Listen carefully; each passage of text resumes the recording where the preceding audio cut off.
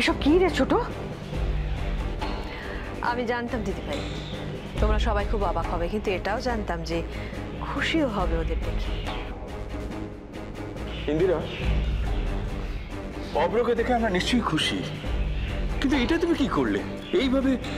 আমি আর কি করব দাদা, জন্ম মৃত্যু বিয়ে সব তো ওপরে লেখা হয়ে থাকে। আমি শুধু ওদের 4 হাত এক করেছি মাত্র।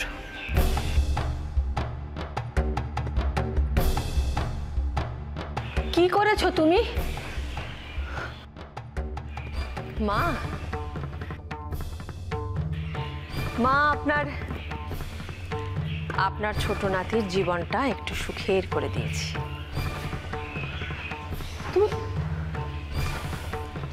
তুমি ওদের বিয়ে দিয়ে দিয়েছো? মা আমার মনে হলো যে এতে অভ্র বা আমাদের বাড়ির জন্য এটাই ভালো হবে, তাই। কাউকে একবারও জানাবার প্রয়োজন হলে করলে না? এত বড় একটা ডিসিশন তুমি। সে কি, আমি তো জানতাম এতদিন ধরে আমার ডিসিশনের উপরে কেউ কোনো কথা বলেনি, এবং আমি যে সিদ্ধান্তই নিই না কেন সেটা এই পরিবারের ভালোর জন্য।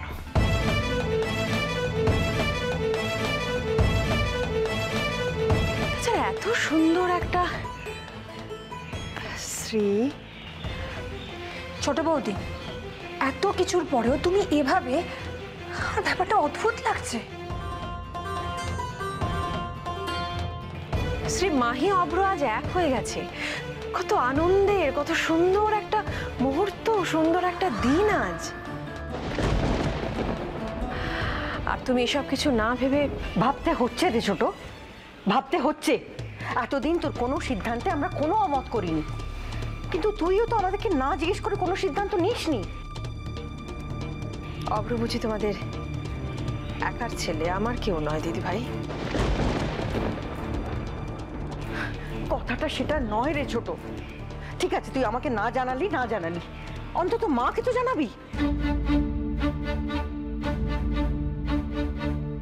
আমি কোনো ভুল কাজ করেছি মা? না, ভুল হয়তো নয়, কিন্তু এইভাবে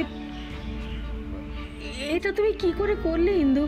এই চৌধুরী পরিবারে এভাবে তো কারোর বিয়ে কখনো হয়নি। ঘটা করে বিয়ে দেওয়ার মতন পরিস্থিতিও কি আর আছে মা?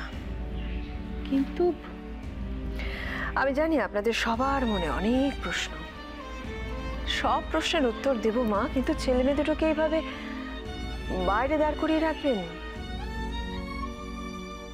নতুন বউকে বরণ করে ঘরে তুলুন, আপনাদের সবার সব প্রশ্নের উত্তর দেব।